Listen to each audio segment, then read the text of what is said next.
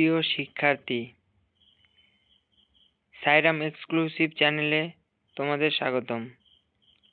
আজকে আমাদের আলোচনা ক্লাস 9-এর পাঠ্য বইয়ের পথে প্রবাসে, লেখক অন্নদা শঙ্কর রায়।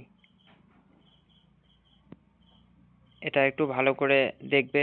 চলো আমরা তাড়াতাড়ি প্রশ্ন উত্তরগুলো দেখে নিই। প্রথম প্রশ্ন, পথে প্রবাসে প্রবন্ধের মূল গ্রন্থের নাম কি? উত্তর, পথে প্রবাসে প্রবন্ধ। লেখক জাহাজে ওঠার ঘটনাকে কোন ঘটনার সঙ্গে তুলনা করেছেন? লেখক জাহাজে ওঠার ঘটনাকে কোন ঘটনার সঙ্গে তুলনা করেছেন? মায়ের থেকে যোগসূত্র ছিন্ন হওয়া, সদ্যোজাত সম্পর্কে ছিন্ন হয়েও ছিন্ন না হওয়ার ঘটনা। 3 নম্বর প্রশ্ন, জাহাজে ওঠার সময় ভারতবর্ষের পদ পরিমাণ ভূমি লেখককে কি অনুভব করাচ্ছিলেন? উত্তর হচ্ছে গোটা ভারতবর্ষের বিশ্ব বিরহ।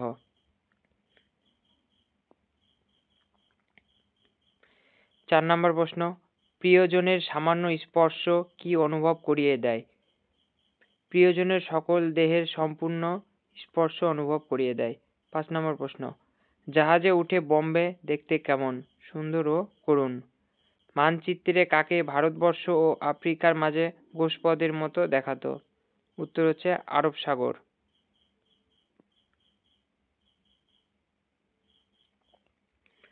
ভারতবর্ষ ও আফ্রিকার মাঝে কোন সাগর অবস্থিত?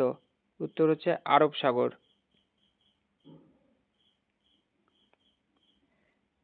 8 নম্বর প্রশ্ন, জলের উপর এদিক ওদিক কাত হয়ে দুলতে থাকা জাহাজকে লেখক কিসের সঙ্গে তুলনা করেছেন? উত্তর, ফুটন্ত তেল ভাসতে থাকা পাপড়ের সঙ্গে।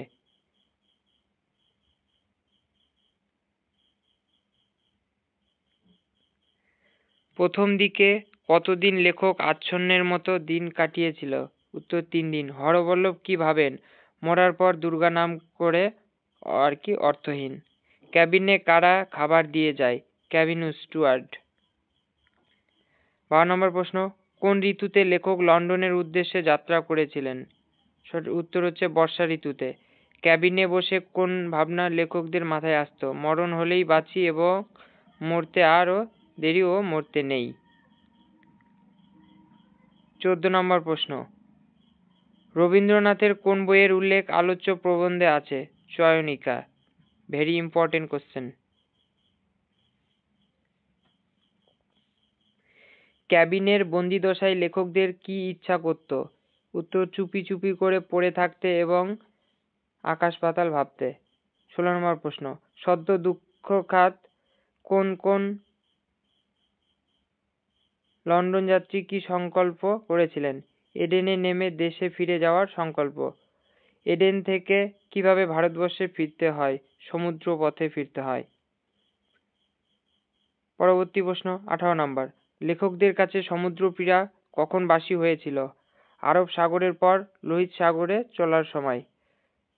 19 নম্বর প্রশ্ন, আফ্রিকা এবং আরবের মধ্যবর্তী হ্রদতুল্য সমুদ্রটির নাম কি? উত্তর হচ্ছে লোহিত সাগর। সিন্ধু নদকে লেখক কি সম্বোধন করেছেন? উত্তর হলো জননী। 21 নম্বর প্রশ্ন, জাহাজে কিসের কিসের বন্দোবস্ত ছিল? খাওয়া, শোয়া, খেলা, পড়া, গল্প করা।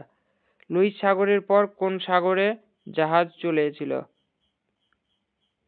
এটা উত্তর হচ্ছে ভূমধ্য সাগর। ঠিক আছে। লোহিত ও ভূমধ্য সাগরের মধ্যে কি অবস্থান করেছিল?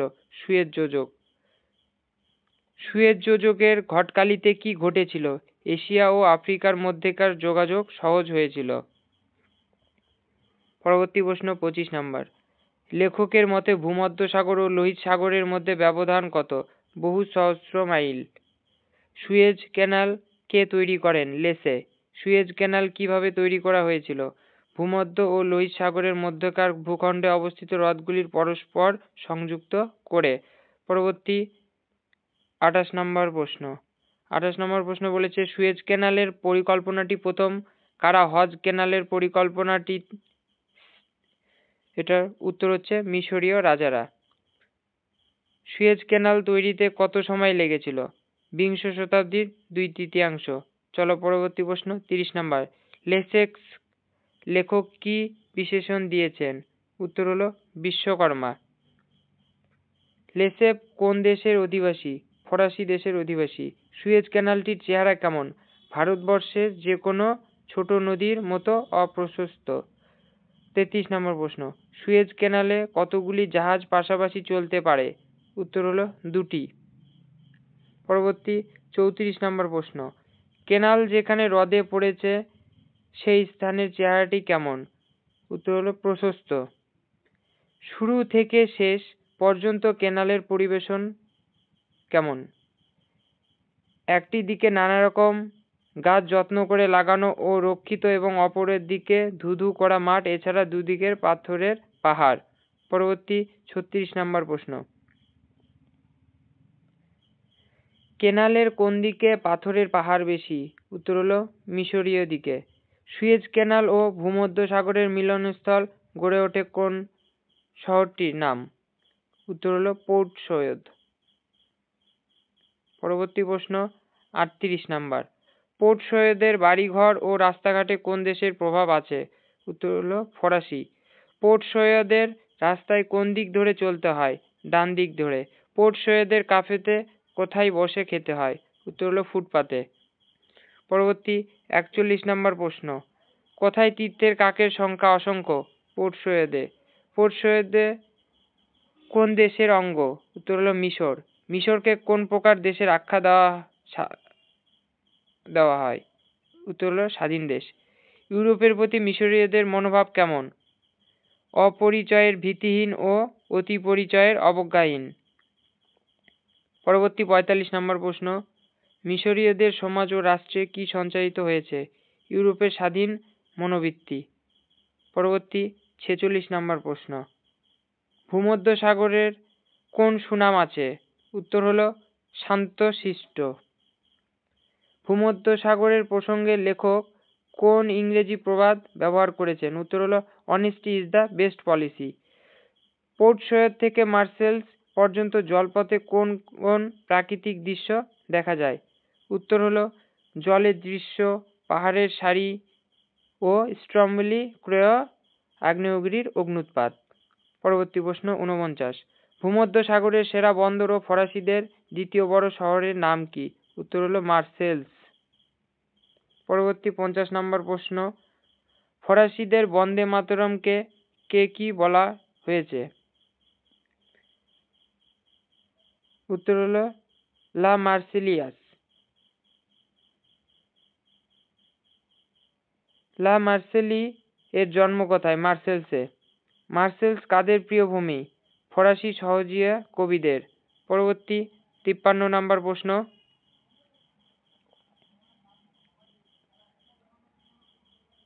মার্সেলস এর কোন গ্রামে লেখকরা একটি দুপুর কাটিয়েছিলেন?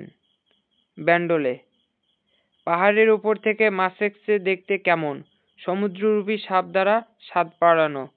কবিদের ভাষায় মার্সেলস কেমন? দীর্ঘস্থায়ী বসন্ত ও স্বচ্ছ জ্যোৎস্নায় পূর্ণ। পরবর্তী 56 নম্বর প্রশ্ন, মার্সেলস শহরটি কিভাবে তৈরি? উত্তর হলো পাহাড় কেটে তৈরি মার্সেলস শহর। লেখক মার্সেলস থেকে প্যারিসে কিভাবে গিয়েছিলেন? রেলপথে। পরবর্তী প্রশ্ন 58, লেখক প্যারিস থেকে ক্যালেতে কিভাবে গিয়েছিলেন? উত্তর হলো রেলপথে। 59 নম্বর কোশ্চেন, লেখক ক্যালে থেকে কিভাবে ডোভার গিয়েছিলেন? এটা তোমাদের হোমওয়ার্ক থাকলো, ঠিক আছে? তোমরা কমেন্ট করে জানাও যে এটার উত্তর কি হবে। 59 নম্বর কোশ্চেনের উত্তর কি হবে? লেখক ক্যালে থেকে কিভাবে ডোভারে গিয়েছিলেন? তোমাদের জন্য এটা হোম টাস্ক থাকলো, ঠিক আছে? কমেন্ট করে জানাও। পরবর্তী 60 নম্বর কোশ্চেন, লেখক ডোভার থেকে লন্ডন পৌঁছেছিলেন কিভাবে? উত্তর হলো রেলপথে। পরবর্তী 61 নম্বর প্রশ্ন, পথে প্রবাসে প্রবন্ধে লেখক কোন যাত্রার বর্ণনা করেছেন? উত্তর হলো লন্ডন যাত্রার। পাঠ্যপথে প্রবাসে প্রবন্ধে লেখক মূলত কোন পর্যন্ত যাত্রাপথের বর্ণনা করেছেন? উত্তর হলো মার্সেলস।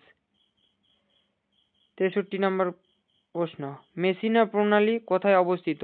মেসিনা প্রণালী ইতালি ও সিসিলির মাঝখানে অবস্থিত। 64 নম্বর প্রশ্ন, ফরাসি সহজিয়া কবিদের কি বলা হয়?